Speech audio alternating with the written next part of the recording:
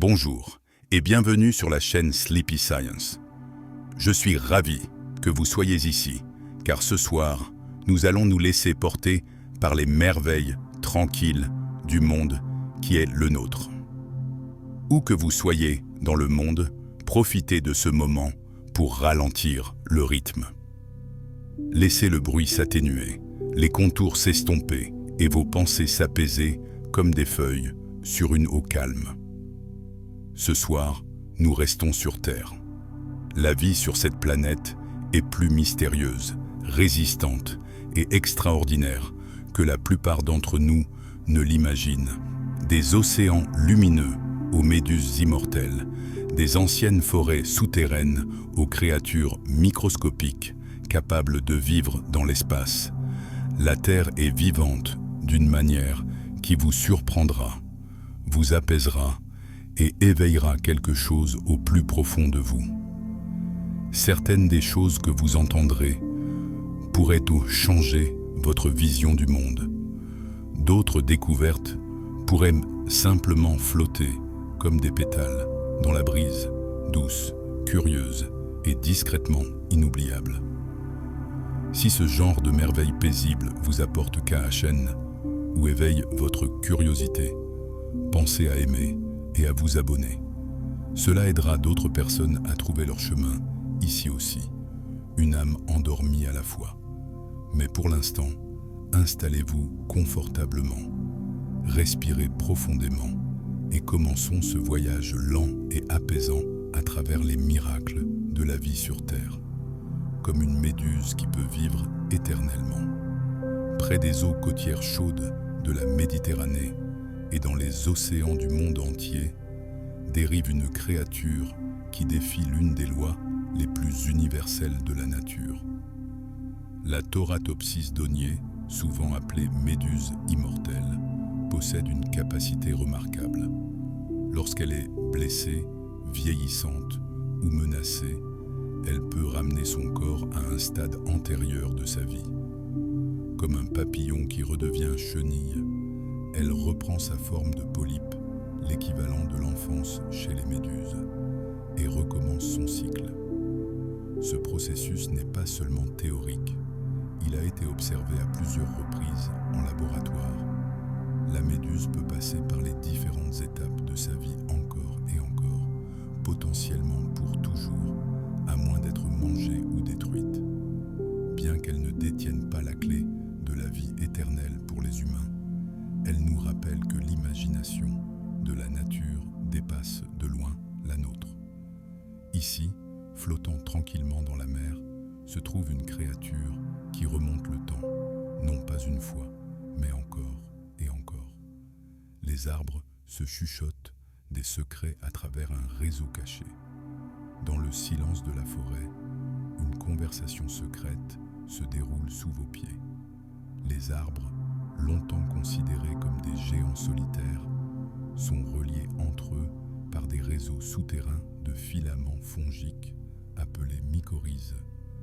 Grâce à ces filaments délicats, les arbres échangent des nutriments, envoient des signaux chimiques et partagent même des avertissements concernant les parasites ou la sécheresse. Les arbres plus âgés, parfois appelés arbres mères, soutiennent leur progéniture en acheminant des sucres et des ressources à travers ce réseau caché. Ce n'est pas une métaphore. Il s'agit d'un réseau biologique si vaste et complexe que certains scientifiques ont commencé à l'appeler le Wood Wide Web, le réseau forestier. Un bouleau peut soutenir un bouleau voisin. Un arbre mourant peut transmettre sa dernière énergie à la forêt. Il s'agit d'une forme d'intelligence silencieuse, non consciente, mais profondément coopérative. Dans ce monde silencieux de racines et de champignons, la forêt n'est pas un ensemble d'individus, mais une seule communauté respirante et partageante. Les tardigrades peuvent survivre dans l'espace. Ils sont minuscules, étranges et presque indestructibles, et on les appelle tardigrades, bien que beaucoup les connaissent, sous leur surnom, les oursons d'eau, Ces créatures microscopiques mesurent moins d'1 millimètre de long et ressemblent à des oursons en gomme ridés à 8 pattes sous un microscope. Mais ne vous laissez pas tromper par leur taille. Les tardigrades peuvent survivre à des conditions qui détruiraient presque toute autre forme de vie. Des températures glaciales proches du zéro absolu, une chaleur bouillante, une pression écrasante, des radiations et même le vide spatial. En 2007, des scientifiques les ont mis en orbite et ils sont revenus vivants. Comment font-ils cela? En entrant dans un état appelé cryptobiose. Dans cet état, ils se dessèchent presque complètement et suspendent leur métabolisme. Ils ne meurent pas. Ils attendent simplement, parfois pendant des années. Et lorsque l'eau revient, ils se réveillent. Les tardigrades nous rappellent que la vie est plus résistante, plus étrange et plus adaptable que nous ne l'aurions jamais imaginé, même lorsqu'elle dérive à travers les étoiles. L'oxygène était autrefois un poison mortel. Aujourd'hui, nous le respirons à chaque instant. Mais il y a longtemps, l'oxygène était le polluant le plus dangereux de la Terre. Il y a plus de 2 milliards d'années, les premières formes de vie microbienne prospéraient dans une atmosphère dépourvue d'oxygène. Ces organismes anciens, appelés anaérobes, étaient là les premiers habitants de la planète. Puis sont apparus les cyanobactéries, de minuscules microbes photosynthétiques qui ont commencé à libérer de l'oxygène comme sous-produit. Au début, ce n'était pas beaucoup, mais au fil des millions d'années, l'oxygène s'est accumulé dans les océans et dans l'air, déclenchant ce que l'on appelle aujourd'hui le grand événement d'oxydation. Pour d'innombrables espèces anaérobies, l'oxygène était toxique. Il corrodait les cellules, perturbait les métabolismes anciens et provoquait une extinction massive. Mais pour d'autres, ce gaz invisible est devenu une nouvelle source d'énergie. Finalement, il a alimenté l'essor de la vie multicellulaire complexe dont nous faisons partie. Ainsi, d'une certaine manière, le souffle qui vous maintient en vie est également l'héritage d'une extinction massive. L'oxygène n'est pas seulement source de vie. Son histoire s'inscrit dans chaque inspiration. Certaines plantes mangent des animaux. Nous imaginons souvent les plantes comme passives, vertes et douces, tendant tranquillement vers le soleil. Mais toutes les plantes n'attendent pas poliment leurs nutriments. Certaines partent à la chasse. Les plantes carnivores comme le dionée, la sarracénie et le sundew attirent les insectes avec des parfums sucrés ou du nectar collant, puis les happent ou les pièges. Le dionée compte les pas de sa proie et ne se referme que lorsqu'il détecte plusieurs contacts. Les sarracénies forment des puits profonds et glissants, remplis d'enzymes digestives dans lesquelles les insectes glissent et ne peuvent s'échapper.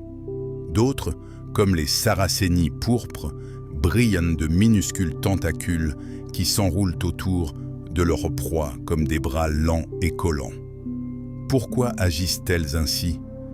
Parce qu'elles vivent dans des sols pauvres, des endroits où l'azote est difficile à trouver. Elles s'adaptent donc non pas avec des dents ou des griffes, mais avec patience et une conception ingénieuse. Ces prédateurs silencieux nous rappellent que la survie prend de nombreuses formes et que même la feuille verte, la plus douce, peut cacher un appétit insoupçonné. Chaque feuille est un chef-d'œuvre de conception avec un motif unique, tout comme les empreintes digitales. Tenez une feuille à la lumière et vous verrez un miracle silencieux. Chacune d'entre elles est une machine finement réglée, douce au toucher, mais conçue avec une précision microscopique. En son cœur se trouve un réseau délicat de veines, comme des rivières qui se ramifient à travers un paysage. Celles-ci transportent l'eau, les minéraux et les sucres vers tous les coins de la feuille, alimentant le processus de photosynthèse. La surface est parsemée de minuscules pores appelés stomates qui s'ouvrent et se ferment pour laisser entrer le dioxyde de carbone et sortir l'oxygène. Le pigment vert, la chlorophylle, capte la lumière du soleil et la convertit en énergie, non seulement pour la plante, mais aussi pour presque tous les êtres vivants sur Terre. Certaines feuilles peuvent suivre le soleil dans le ciel. D'autres repoussent l'eau, piègent les insectes ou stockent la chaleur. Il n'y en a pas deux qui soient exactement identiques en termes de forme et de fonction. Chaque feuille est un chef-d'œuvre, fragile, magnifique et vivante, avec un but précis. Certains océans brillent dans le noir. Imaginez-vous en train de marcher le long d'une plage tranquille, la nuit, et de voir les vagues briller d'une étrange lumière bleu-vert. Ce phénomène est réel et il est causé par de minuscules organismes vivants appelés planctons bioluminescents. Lorsqu'ils sont perturbés par un mouvement, comme le fracas d'une vague ou le tourbillon de la main d'un nageur, ils libèrent un flash de lumière froide. Il ne s'agit pas d'un reflet de la lumière de la Lune, mais d'une réaction chimique à l'intérieur de leur corps. Le même type de lueur que celle utilisée par les lucioles dans le ciel. Dans des endroits comme Mosquito Bay, Porto Rico ou les Maldives, cette lueur peut illuminer des côtes entières, transformant la mer en un paysage onirique scintillant. Pas d'électricité, pas de magie, juste de la biologie. La bioluminescence a évolué à plusieurs reprises dans les océans de la Terre. Elle est utilisée à toutes fins, du camouflage à la communication. Et ici, dans la marée sombre, la mer nous rappelle tranquillement que même dans les eaux les plus sombres, la vie trouve le moyen de briller. Votre corps est plus microbien qu'humain. Vous pouvez avoir l'impression d'être une seule personne, un seul corps, un seul esprit. Mais en réalité, vous êtes une communauté vivante à part entière. Votre corps contient plus de cellules microbiennes que de cellules humaines. Des milliards de bactéries, de virus, de champignons et d'archées vivent sur votre peau, dans votre bouche et au plus profond de votre intestin. Cet ensemble s'appelle votre microbiome. Et il n'est pas là pour faire de la figuration. Il aide à digérer vos aliments, à entraîner votre système immunitaire, à produire des vitamines et même à influencer votre humeur et votre comportement. À bien des égards, le microbiome est une extension de l'intelligence de votre corps, un vaste partenaire invisible dans presque tout ce que vous faites. Certains microbes vous protègent, d'autres combattent les envahisseurs. Et tout comme il n'y a pas deux empreintes digitales identiques, votre microbiome vous est propre. La prochaine fois que vous vous sentirez seul, rappelez-vous que vous n'êtes jamais vraiment seul. Vous êtes un écosystème ambulant, un monde dans un monde. Les fourmis peuvent construire des ponts avec leur propre corps. Dans les forêts d'Amérique du Sud, les fourmis légionnaires sont constamment en mouvement, traversant la jungle comme une rivière vivante. Mais lorsqu'elles rencontrent un obstacle ou un fossé, elles ne s'arrêtent pas. Au lieu de cela, elles construisent des ponts à partir d'elles-mêmes. Une fourmi s'accroche à une branche, une autre grimpe sur son dos, puis une autre, et encore une autre, jusqu'à former une structure vivante, flexible et solide. Des milliers de fourmis peuvent s'assembler, s'adaptant en temps réel au poids et au trafic au-dessus d'elles. Lorsque la colonie a fini de traverser, le pont se démonte et les fourmis reprennent leur marche. Ces ponts vivants ne sont pas commandés par un chef. Ils sont plutôt le résultat de décisions locales. Chaque fourmi réagit à ses voisines, guidée par son instinct et le contact. C'est un exemple étonnant, d'intelligence collective. Une structure métamorphosable, entièrement composée de vie. Un corps parmi tant d'autres, tous fonctionnant à l'unisson. Les pieuvres peuvent réécrire leur propre ADN. Dans les profondeurs silencieuses de l'océan, la pieuvre dérive comme dans un rêve, changeant de forme, changeant de couleur et observant avec ses yeux étranges et inquiétants. C'est déjà l'une des créatures les plus intelligentes de la Terre. Mais ce qui se cache sous la surface est encore plus étrange.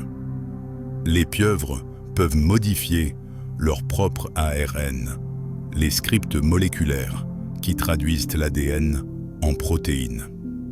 Alors que la plupart des animaux s'en tiennent au code génétique avec lequel ils sont nés, les pieuvres peuvent ajuster en temps réel la façon dont leurs gènes s'expriment. Cela signifie qu'elles peuvent affiner leur biologie à la volée en modifiant le fonctionnement de leurs neurones, la façon dont elles perçoivent leur environnement ou dont elles réagissent à la température et au stress.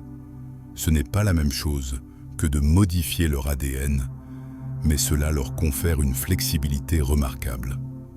Nous ne comprenons pas encore tout à fait pourquoi ni comment elles font cela. Mais cela ajoute un mystère supplémentaire à une créature qui semble déjà venir d'un autre monde. Certains animaux semblent se reconnaître eux-mêmes. La plupart des animaux peuvent voir leur reflet, mais très peu semblent le reconnaître. La reconnaissance de soi est rare dans la nature. Elle est souvent considérée comme un signe de conscience supérieure, d'un sens de soi. Dans le test du miroir, un animal est marqué d'une tache qu'il ne peut voir sans reflet. S'il essaie d'examiner ou de toucher la marque en se regardant dans le miroir, cela suggère qu'il sait que l'image est la sienne. Jusqu'à présent, seules quelques espèces ont réussi ce test. Les grands singes, les dauphins, les éléphants, les pies et peut-être les raies manta. Même certains poissons montrent des signes de conscience du miroir. Cela ne signifie pas qu'ils ont une conscience à la manière des humains, mais cela suggère quelque chose de remarquable. La conscience n'est peut-être pas l'apanage des humains. L'étincelle du moi pourrait scintiller dans des esprits très différents des nôtres. Et à travers l'arbre de la vie, la frontière entre moi et les autres n'est peut-être pas aussi claire que nous le croyions autrefois. La vie a survécu à 5 extinctions massives. La vie sur Terre est ancienne et étonnamment résistante. Au cours des 500 derniers millions d'années, notre planète a connu au moins 5 extinctions massives. Chacune d'entre elles a anéanti la majorité des espèces vivant à l'époque. La plus dévastatrice, connue sous le nom d'extinction du Permien, a rayé de la carte plus de 90% de la vie marine et 70% des espèces terrestres, volcans, astéroïdes, changements climatiques. À chaque fois, le monde a changé et, à chaque fois, la vie est revenue. Pas la même vie, mais quelque chose de nouveau. À partir des cendres de l'extinction, les écosystèmes se sont remodelés. De minuscules survivants sont devenus les ancêtres de nouvelles lignées. C'est un témoignage silencieux de la persistance de la biologie. La vie ne se contente pas de perdurer. Elle s'adapte, évolue et se réinvente. Nous faisons partie de cette histoire, née d'anciens survivants qui ont enduré l'obscurité et le silence et ont trouvé un moyen d'avancer, un fil ininterrompu, même à travers la catastrophe. Les champignons peuvent contrôler le comportement des insectes. Dans l'humidité ombragée d'une forêt, un étrange drame se déroule, qui brouille la frontière entre la plante et le marionnettiste. Certains champignons, comme les Aiocortispes, infectent des insectes tels que les fourmis, infiltrant leur corps et leur cerveau. Une fois à l'intérieur, le champignon commence à se développer libérant des substances chimiques qui modifient le comportement des insectes. La fourmi, désormais sous le contrôle du champignon, grimpe haut dans la végétation et s'agrippe à une feuille ou à une branche. Puis elle s'arrête. Le champignon tue son hôte et fait pousser une tige à partir du corps, libérant des spores pour infecter les autres en dessous. C'est un cycle macabre et précis, perfectionné au fil de millions d'années. Les scientifiques ne comprennent toujours pas entièrement comment le champignon manipule le système nerveux avec une telle efficacité. Mais dans cette guerre biologique silencieuse, même les plus petits organismes exercent un pouvoir étonnant. La forêt n'est pas seulement verte et paisible. Elle regorge de stratégies invisibles, certaines élégantes, d'autres terrifiantes. La couleur bleue est rare dans la nature. Regardez autour de vous, le ciel, l'océan, le scintillement des ailes des papillons. Le bleu est partout. Et pourtant, dans le monde naturel, le bleu est l'un des pigments les plus rares. La plupart des créatures bleues, comme les geais bleus, les papillons morphaux ou les ponts, ne contiennent en fait aucun pigment bleu. Leur couleur provient plutôt de leur structure. Des motifs microscopiques à leur surface courbent et diffusent la lumière de manière à refléter les longueurs d'onde bleues. C'est ce qu'on appelle la coloration structurelle, une illusion d'optique créée par la forme et non par la teinture. Les pigments bleus véritables sont difficiles à produire pour les organismes vivants, et rares sont ceux qui y parviennent. Cela fait de chaque bleu naturel une sorte d'illusion, une interaction entre la lumière et la plus petite architecture. La prochaine fois que vous verrez un éclair bleu dans la nature, rappelez-vous que vous ne voyez pas seulement une couleur, mais aussi la lumière qui danse à la frontière entre la biologie et la physique. Les éléphants pleurent leur mort. Parmi les herbes et la poussière de la savane, les éléphants font quelque chose que peu d'autres animaux sont connus pour faire. Ils pleurent leur mort. Lorsqu'un éléphant tombe sur les os d'un parent ou d'un ami décédé, il ralentit. Il touche les restes avec sa trompe. Il s'attarde. Certains ont été observés revenant au même endroit des années plus tard, examinant à nouveau les os avec douceur. On a même vu des éléphants monter la garde auprès des mourants, restant à proximité, refusant de partir. Leur chagrin n'est peut-être pas exactement le même que le nôtre, mais il est profondément ressenti.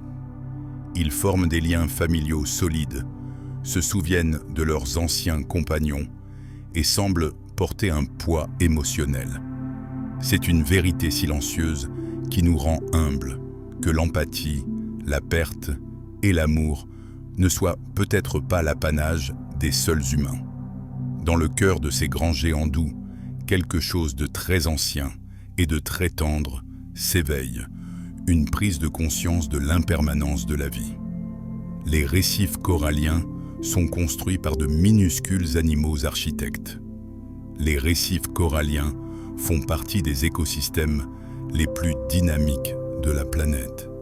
Mais ils ne sont pas construits par des plantes ou des roches. Ils sont construits par des animaux.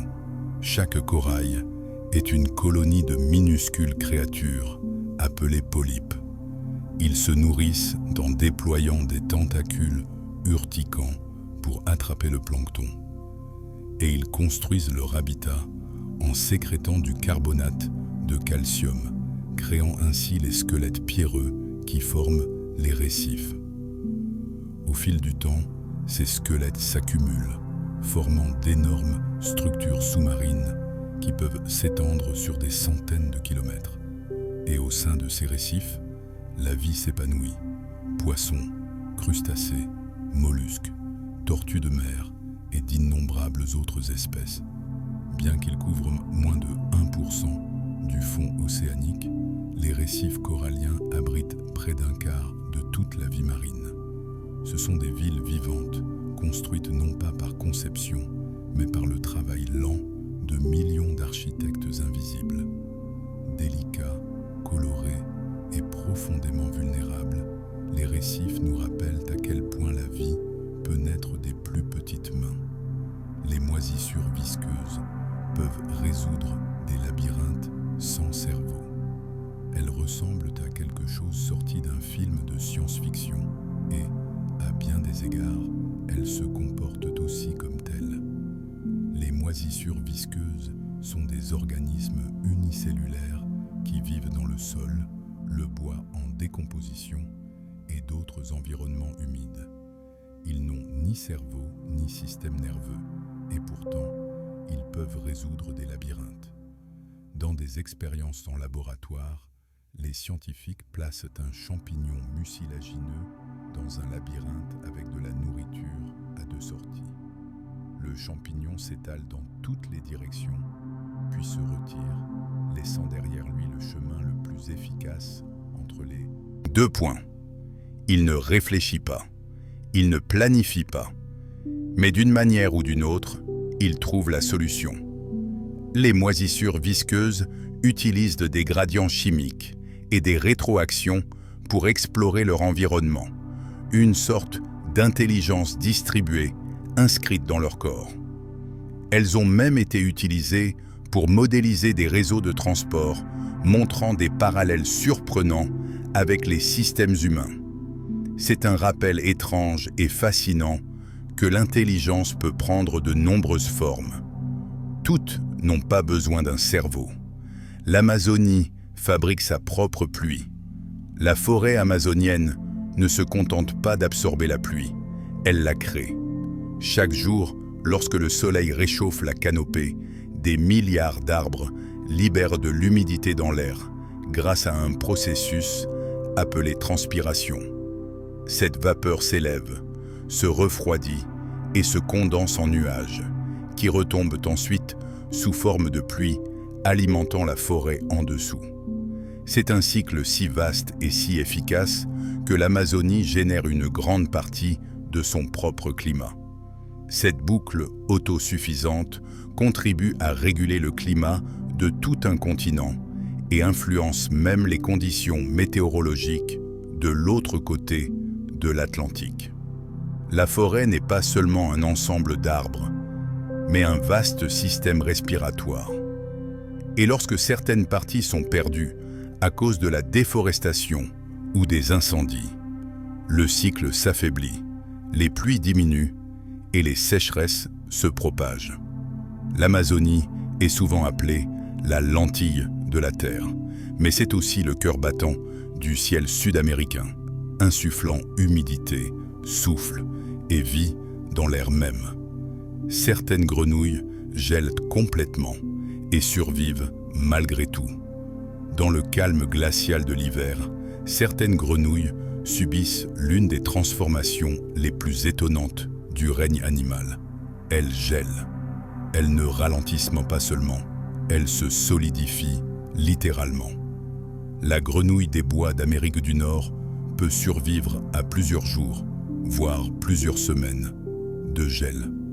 Son cœur s'arrête, son sang se transforme en glace, ses organes cessent de fonctionner et son corps se raidit complètement. Mais grâce aux composés antigel naturels présents dans ces tissus, les cellules de la grenouille restent intactes. Lorsque le printemps revient et que les températures remontent, la glace fond et la grenouille se réveille, sautillant comme si de rien n'était. Ce n'est pas une métaphore. Il s'agit d'une survie cryogénique influencée par l'évolution. Les scientifiques étudient ces grenouilles dans l'espoir d'apprendre à préserver les tissus humains ou de comprendre la résilience biologique extrême.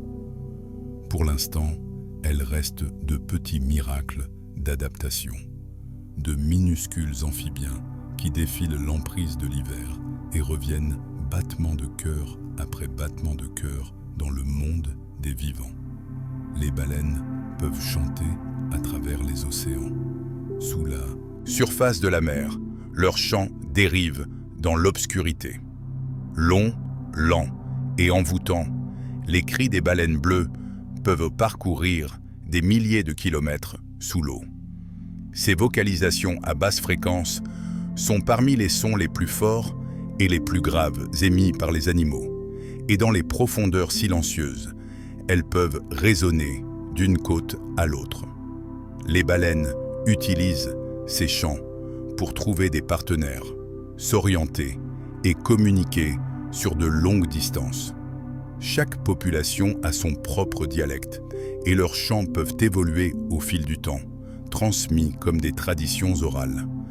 Certaines espèces, comme les baleines à bosse, créent des mélodies longues et complexes qui changent d'année en année, différentes baleines y ajoutant de nouvelles phrases. Nous ne comprenons pas tout ce qu'elles disent, mais nous savons que c'est important. Ce ne sont pas des sons aléatoires. Ce sont des messages partagés à travers un monde aquatique, entre des créatures qui parcourent les océans de la Terre depuis plus longtemps que la mémoire humaine. Les graines peuvent rester en dormance pendant des milliers d'années. Les graines sont de minuscules voyageuses dans le temps.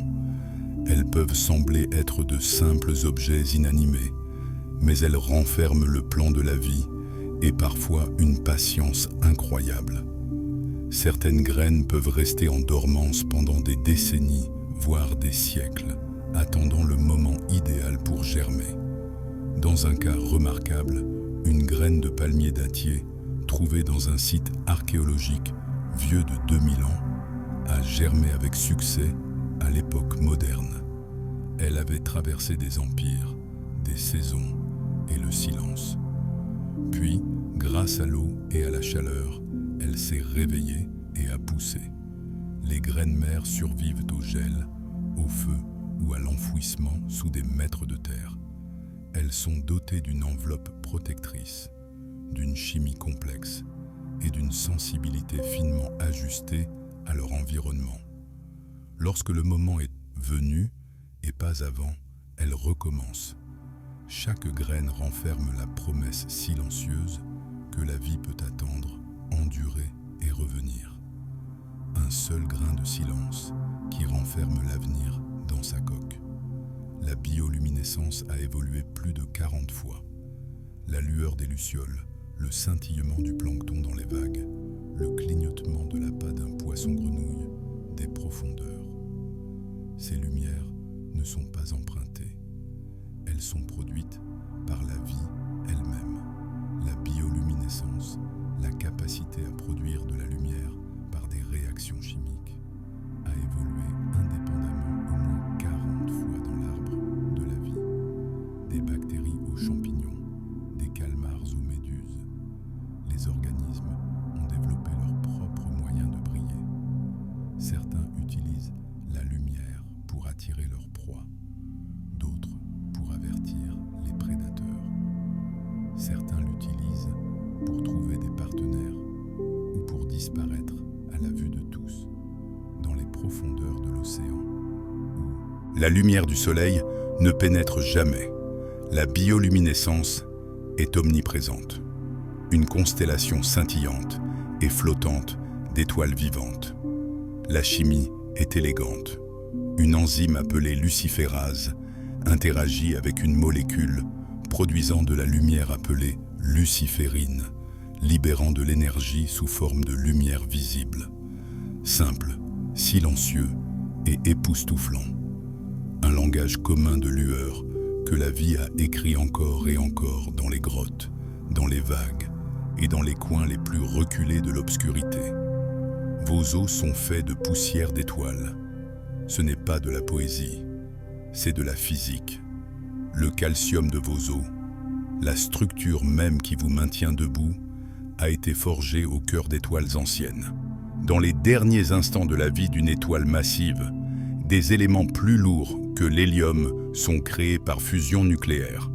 Lorsque l'étoile explose en supernova, ces éléments sont dispersés dans l'espace. Au fil du temps, ils dérivent dans des nuages de poussière et de gaz, se mélangeant et se déposant jusqu'à ce que la gravité les rassemble à nouveau. Des planètes se forment, des océans apparaissent. Et finalement, sur un petit monde bleu, la vie commence. Le calcium, le fer, le carbone et l'oxygène présents dans votre corps proviennent tous de ces étoiles anciennes.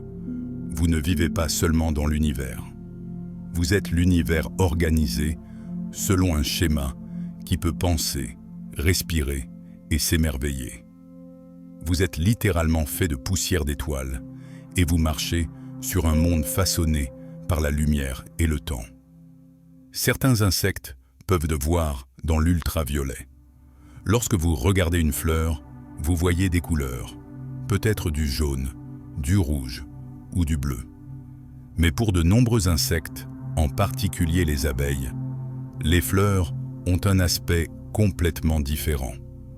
En effet, ils peuvent voir la lumière ultraviolette, une partie du spectre invisible à l'œil humain. Pour eux, un pétale d'apparence ordinaire peut briller de motifs lumineux, de guides d'atterrissage et d'anneaux rayonnants, tous conçus pour les mener au nectar qu'il contient. Ces motifs ne sont pas seulement beaux, ils sont fonctionnels, ayant évolué grâce à un bénéfice mutuel. La fleur est pollinisée. L'abeille se nourrit.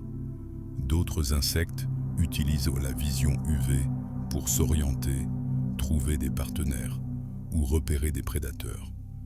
Même le modeste papillon du chou voit le monde dans des nuances que nous ne pouvons imaginer. Ainsi, bien que nous partagions la même planète, nous ne partageons pas le même monde visuel. Il existe tout autour de nous un spectre caché, rempli de signes lumineux et de couleurs que nous ne verrons jamais. Les kangourous peuvent suspendre leur grossesse. Au cœur de l'outback australien, les kangourous recèlent un secret remarquable, la capacité de suspendre le temps à l'intérieur de leur propre corps. Lorsque les conditions sont difficiles ou lorsqu'un petit est déjà dans la poche, une mère kangourou peut retarder le développement d'un ovule fécondé. Ce phénomène, appelé dipaose embryonnaire, permet à son corps d'attendre le bon moment pour poursuivre la grossesse. Elle peut ainsi nourrir un petit à l'extérieur de son utérus, un autre dans sa poche et en mettre un troisième en pause, tout cela en même temps. Lorsque la nourriture redevient disponible ou que la poche se libère, l'embryon reprend son développement. C'est une stratégie brillante pour survivre dans un climat imprévisible. Ce bouton pause naturel permet aux kangourous de synchroniser leur reproduction avec une précision incroyable. Dans un environnement extrême, la nature leur a donné une flexibilité, une maîtrise acquise au fil du temps et inscrite dans leur biologie. Certains poissons peuvent changer de sexe dans le chaos coloré des récifs coralliens. Certains poissons recèlent un secret étonnant. Ils peuvent passer du sexe masculin au sexe féminin ou inversement. Les poissons clowns, par exemple, vivent en petits groupes sociaux avec une hiérarchie stricte. Le plus gros poisson est une femelle et seule elle s'accouple avec le mâle dominant. Si elle meurt, le mâle change de sexe et devient la nouvelle matriarche. Chez d'autres espèces, comme les rases, les femelles peuvent devenir des mâles, souvent lorsque le mâle dominant disparaît. Cette transition n'est pas seulement comportementale, elle est biologique. Les hormones changent, les organes se restructurent, les rôles s'inversent. Il s'agit d'une adaptation naturelle qui aide à maintenir la reproduction dans des environnements dynamiques. Dans l'océan, l'identité n'est pas toujours fixe. Elle peut changer en fonction des besoins, des opportunités ou des aléas du hasard. Et dans ces transformations silencieuses, nous voyons à quel point la vie peut être fluide, flexible, réactive et infiniment surprenante. Les oiseaux s'orientent à l'aide du champ magnétique terrestre. Chaque année, les oiseaux parcourent des milliers de kilomètres à travers les montagnes, les océans et même les continents, pour revenir avec une précision extrême au même site de nidification. Comment font-ils? L'un des secrets réside au plus profond de leur biologie, dans leur capacité à détecter le champ magnétique terrestre. Certains oiseaux ont de minuscules cristaux de magnétite dans leur bec ou leur tête, qui agissent comme des boussoles internes. D'autres utilisent des protéines spécialisées dans leurs yeux, qui leur permettent de voir les champs magnétiques sous forme de motifs ou d'indices visuels. Ce sens magnétique, appelé magnétoception, fonctionne en tandem avec le soleil, les étoiles et le paysage pour les guider. Il s'agit d'un système subtil et élégant, une carte ancienne, gravée dans leur système nerveux. Nous n'en comprenons pas encore tous les détails, mais nous savons qu'il fonctionne. Les oiseaux rentrent chez eux, non seulement grâce à leur mémoire ou à leur instinct, mais aussi en ressentant les forces invisibles qui entourent la Terre elle-même. La Terre respire grâce au cycle du carbone. La Terre est vivante à bien des égards, souvent plus que nous ne le réalisons, et l'un de ses rythmes les plus profonds est le cycle du carbone. Le carbone circule dans l'air, l'eau, les plantes, les animaux et les roches dans un flux lent et interconnecté. Lorsque vous expirez, vous libérez du dioxyde de carbone. Les plantes l'absorbent pendant la photosynthèse, construisant des feuilles, des tiges et des racines. Les animaux mangent ces plantes. Les décomposeurs décomposent ce qui reste. Les volcans l'émettent. Les océans l'absorbent. Une partie de ce carbone devient des combustibles fossiles, une autre partie devient de la pierre, et une autre partie reste dans l'air. Cet échange mondial contribue à réguler le climat, à soutenir la vie et à façonner les écosystèmes. C'est un cycle qui ne se déroule pas seulement sur plusieurs années, mais sur plusieurs millénaires. Et aujourd'hui, il est déséquilibré, perturbé par l'activité humaine. Comprendre ce cycle nous aide à voir la Terre non pas comme un système statique, mais comme un système qui respire, qui inspire et expire, qui alterne lumière et obscurité, croissance et décomposition. Un système vivant qui tourne tranquillement dans l'espace. Les bactéries ont été les premières à construire la surface de la Terre. Avant les plantes, avant les animaux, avant même l'oxygène que nous respirons, il y avait les bactéries. Certaines d'entre elles ont construit des structures qui existent encore aujourd'hui. Les strumatalites sont d'anciennes formations rocheuses que l'on trouve dans les eaux peu profondes du monde entier. Elles sont constituées de cyanobactéries, des microbes qui piègent et retiennent les sédiments au fil du temps, couche après couche. Les strumatalites fossilisées remontent à plus de 3,5 milliards d'années.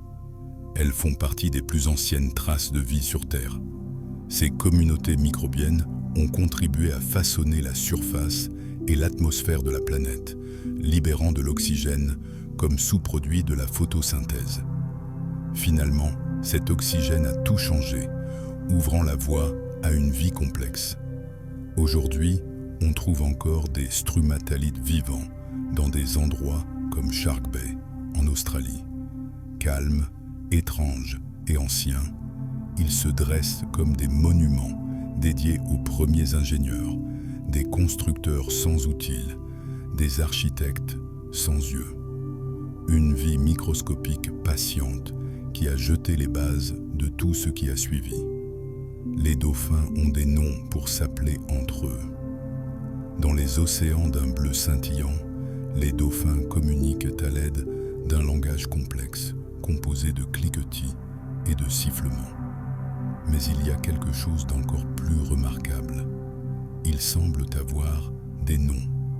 Chaque dauphin développe très tôt dans sa vie un sifflement unique, une sorte d'identifiants acoustiques. Les autres dauphins apprennent et mémorisent ce sifflement qu'ils utilisent pour appeler des individus spécifiques. Il ne s'agit pas d'imitation, mais de reconnaissance. Lorsque les chercheurs ont diffusé le sifflement caractéristique d'un dauphin, l'animal a réagi comme une personne qui se retournerait en entendant son nom. Ce comportement suggère un niveau de mémoire sociale et d'identité que l'on pensait auparavant propre à l'être humain. Les dauphins vivent dans des groupes complexes et en constante évolution. Le fait de pouvoir identifier et suivre les individus les aide à maintenir des liens, à gérer leurs relations et à naviguer dans leur monde social fluide. Dans les profondeurs, les dauphins communiquent et dans leurs cris, nous entrevoyons quelque chose d'étonnant. Les racines du langage résonnent sous les vagues. Le Sahara était autrefois un paradis verdoyant. Aujourd'hui, le Sahara s'étend comme une mer dorée, vaste, chaude et sèche. Mais il n'y a pas si longtemps, il était tout autre.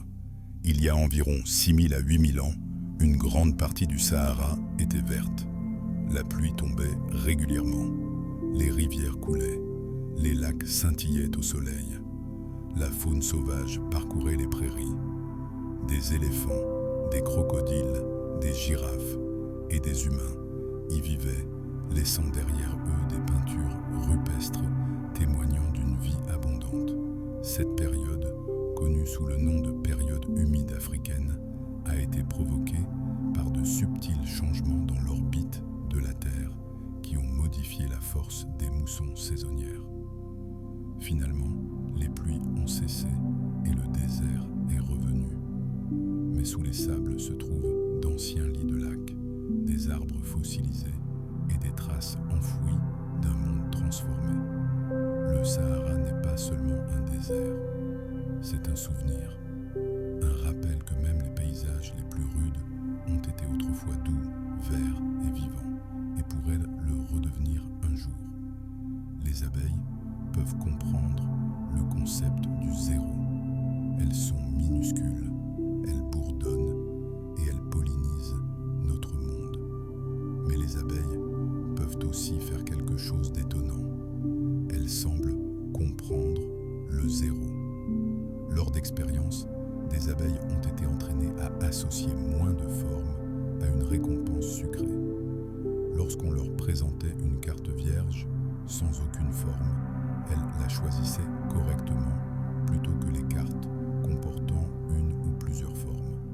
Cela suggère que les abeilles saisissent l'idée abstraite que aucun est moins que certain. Seuls quelques animaux, comme les chimpanzés, les dauphins et les perroquets, ont démontré ce type de raisonnement numérique. Il est remarquable que les abeilles, avec leur petit cerveau, puissent faire de même. Cela laisse entrevoir une forme d'intelligence qui n'est pas limitée par la taille du cerveau, mais façonnée par les besoins et l'évolution. À l'intérieur d'une ruche, des milliers d'esprits travaillent à l'unisson, mais même chaque abeille individuelle réserve des surprises. Un petit corps, un grand esprit, un bourdonnement discret et un cerveau brillant. Les loups ont modifié le cours des rivières. Lorsque les loups ont été réintroduits dans le parc national de Yellowstone dans les années 1990, quelque chose d'incroyable s'est produit. Ils n'ont pas seulement eu un impact sur les populations de cerfs, ils ont remodelé tout le paysage. Avec moins d'animaux brouteurs, la végétation le long des berges s'est rétablie. Les arbres et les arbustes ont poussé plus haut. Les oiseaux sont revenus. Les castors ont construit des barrages. La végétation plus saine a stabilisé le sol, réduisant l'érosion et modifiant l'écoulement de l'eau. À certains endroits, les rivières sont devenues plus étroites et sinueuses, plus stables. Ce phénomène, connu sous le nom de cascade trophique, montre comment une seule espèce peut avoir un impact sur tout un écosystème. Les loups En se comportant simplement comme ils le font, on crée un effet domino qui a transformé les forêts, les cours d'eau et les populations animales. Cela nous rappelle avec force que la nature est interconnectée d'une manière que nous ne voyons souvent pas. Chaque créature joue un rôle, parfois subtil, parfois profond. Et dans le hurlement d'un loup de retour, la terre commence à guérir. Les fleurs peuvent entendre le bourdonnement des abeilles. Nous considérons souvent les fleurs comme passives, colorées, parfumées et immobiles, mais certaines fleurs écoutent. Des recherches ont montré que certaines plantes peuvent réagir au bourdonnement des abeilles. Lorsqu'un pollinisateur s'approche, la vibration de ses ailes déclenche la production d'un nectar plus sucré par la fleur en quelques minutes seulement. Le feu n'a pas d'oreille, bien sûr, mais ses pétales vibrent en réponse au son, agissant comme des organes sensoriels qui détectent des fréquences spécifiques. Cela permet à la plante d'offrir une meilleure récompense. Exactement au moment où un pollinisateur est à proximité. C'est un dialogue silencieux. L'abeille appelle, la fleur répond. Cette subtile conscience acoustique ajoute une nouvelle dimension à notre compréhension du comportement des plantes. Même sans nerfs ni cerveau, les plantes peuvent percevoir, réagir et s'adapter en temps réel. Le jardin n'est pas silencieux. Il est rempli de délicates conversations bourdonnantes. Les lichens sont deux organismes vivant comme un seul. Sur les pierres, l'écorce des arbres et les falaises montagneuses, vous trouverez des lichens, de simples taches de couleur croûteuse accrochées à la surface. Mais ces organismes silencieux recèlent une vérité surprenante. Ils ne constituent pas une seule forme de vie, mais deux, voire parfois plus. Un lichen est un partenariat entre un champignon et une algue ou une cyanobactérie. Le champignon fournit la structure et la protection. Le partenaire photosynthétique fabrique de la nourriture à partir de la lumière du soleil. Ensemble, ils survivent dans des endroits trop hostiles pour l'un ou l'autre seul. De la toundra arctique aux déserts arides. Ce n'est pas toujours un partenariat harmonieux. Parfois, le champignon domine, soumettant l'algue à sa volonté. Mais le résultat est une forme de vie résiliente, hybride, capable de prospérer là où peu d'autres peuvent le faire. Les lichens sont anciens, stables et essentiels à de nombreux écosystèmes, car ils transforment la roche en sol, fournissent de la nourriture et créent des abris. Deux espèces, une seule vie, une collaboration silencieuse inscrite à la surface du monde. Les oursons d'eau pourraient survivre à toutes les autres espèces. Ils sont microscopiques, mous et étonnamment mignons. Mais les tardigrades, également connus sous le nom d'oursons d'eau, font partie des organismes les plus résistants de la planète. Vous les avez déjà rencontrés dans cette liste, survivant à l'espace, mais leur résilience va encore plus loin. Les tardigrades peuvent supporter le gel, l'ébullition, les radiations intenses, une pression écrasante et une déshydratation totale. On les trouve au sommet des montagnes, au fond des océans et au cœur de la glace solide.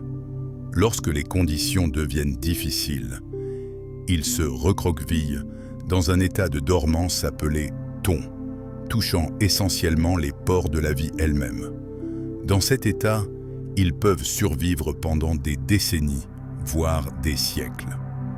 Certains scientifiques pensent que les tardigrades pourraient même survivre à des extinctions massives qui anéantiraient les formes de vie plus grandes, qu'il s'agisse d'impacts d'astéroïdes ou de radiation mondiale. Ils ne sont pas invincibles, mais ils sont étonnamment bien préparés.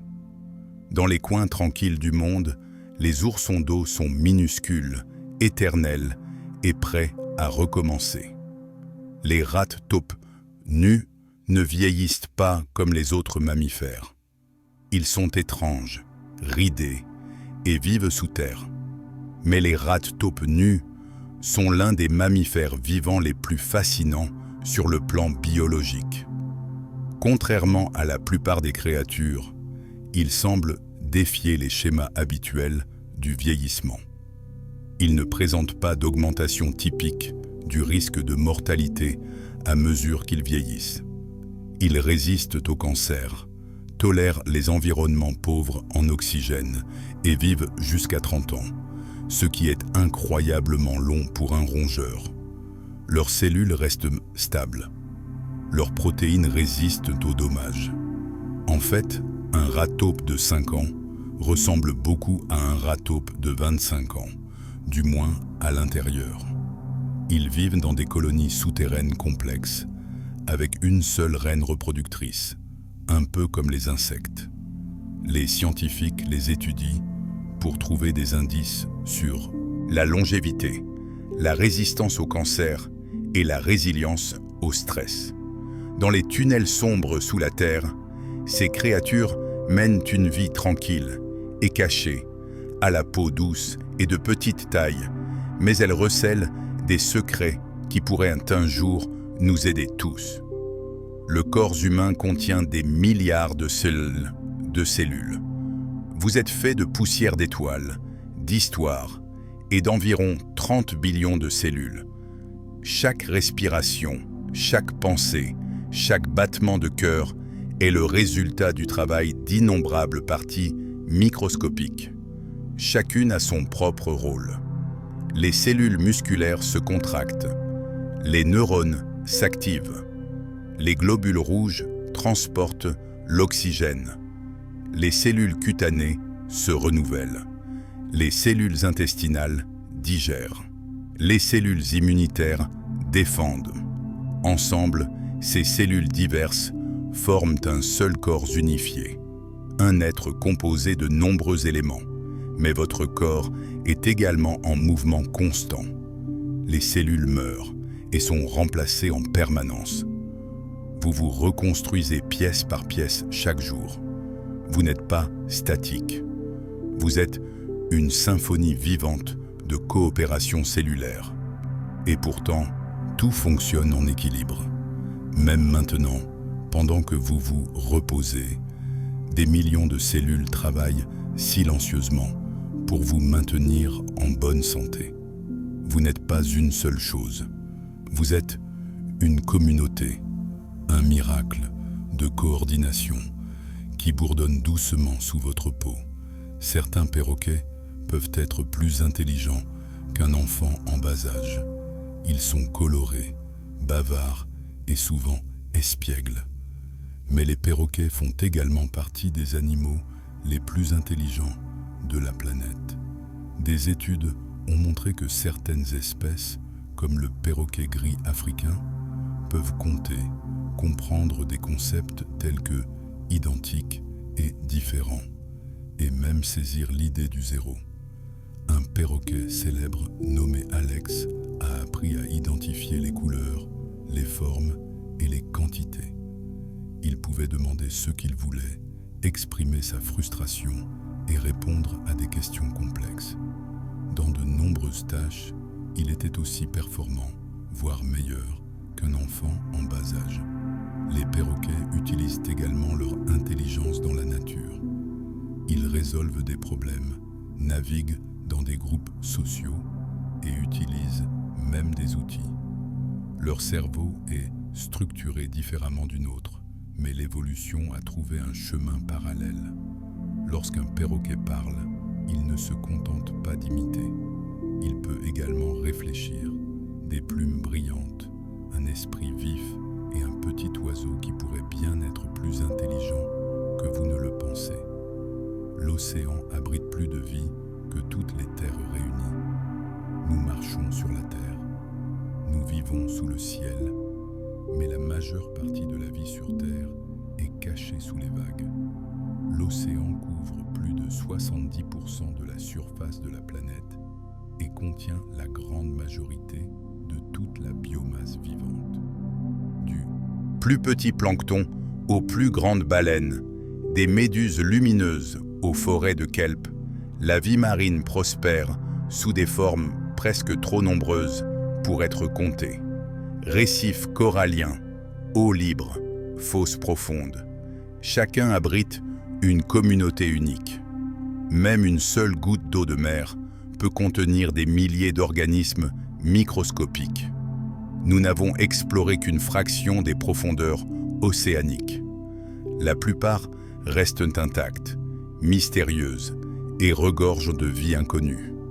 La mer n'est pas vide, elle grouille de vie. Un vaste monde vivant sous la surface, animé par les courants et les champs. La plus grande étendue sauvage de la Terre est bleue. La plus ancienne créature vivante de la Terre est un arbre tremblant. Dans un bosquet tranquille de l'Utah se trouve ce qui pourrait être le plus ancien organisme vivant connu sur Terre.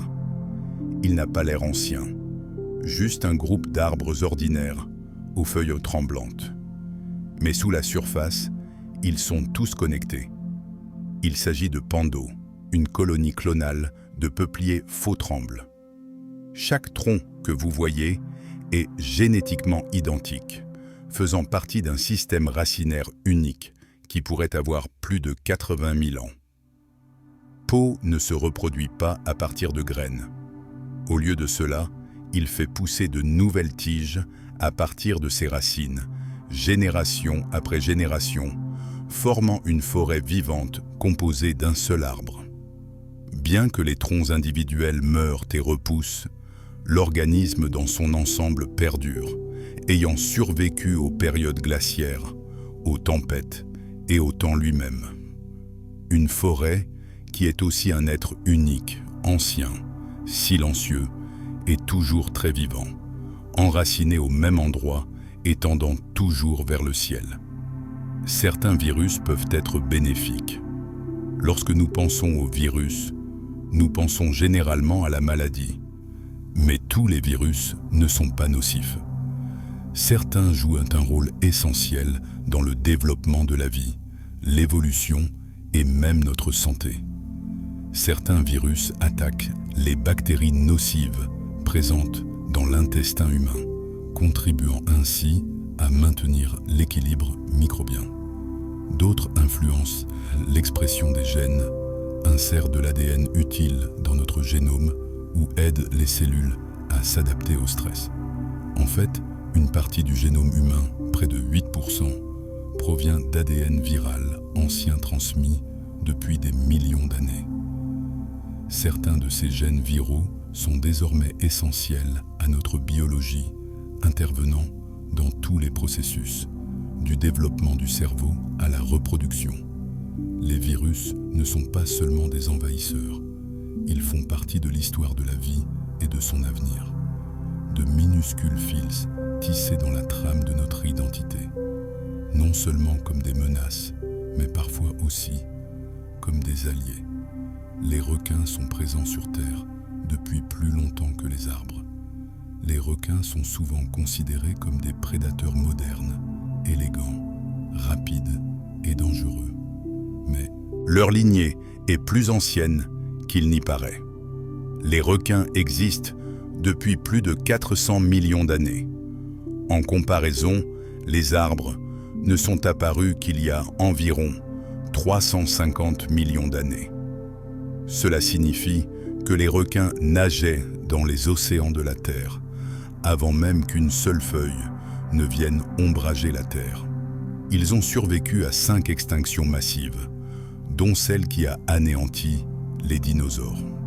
Leur morphologie de base a très peu changé au fil du temps, ce qui témoigne de leur efficacité et de leur bonne adaptation.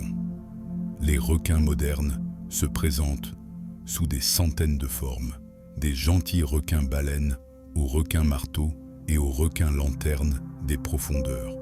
Mais tous portent l'héritage d'un temps immémorial, une lignée d'une ancienneté presque inimaginable. Chaque glissement dans l'eau est un mouvement façonné par des millénaires, silencieux, réguliers et durables. Les forêts tropicales créent leurs propres nuages.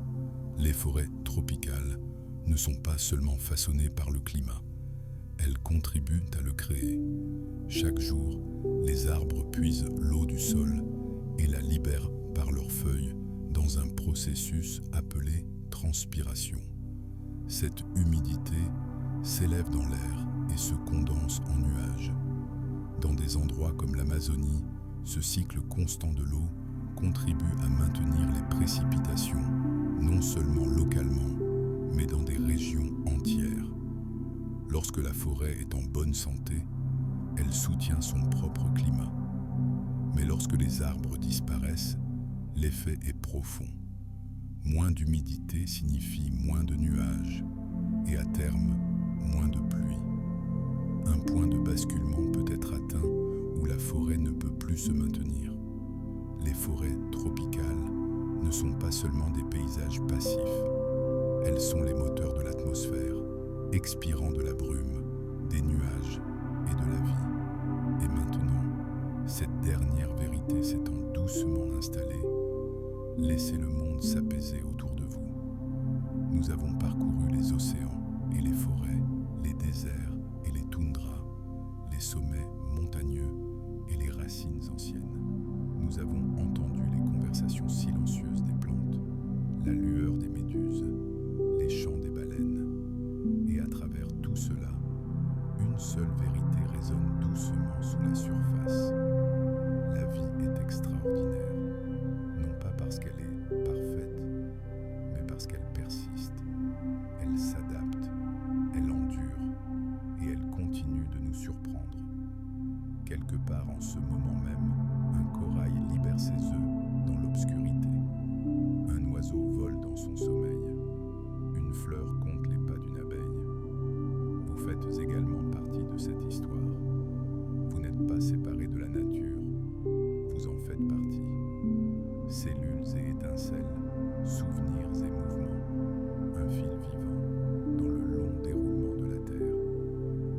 Où que vous soyez, laissez votre esprit se reposer.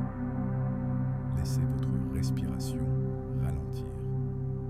Laissez vos pensées s'adoucir. Le voyage ne s'arrête pas. Il fait simplement une pause ici, jusqu'à ce que la curiosité vous appelle à nouveau. Dormez bien et merci de rêver avec nous.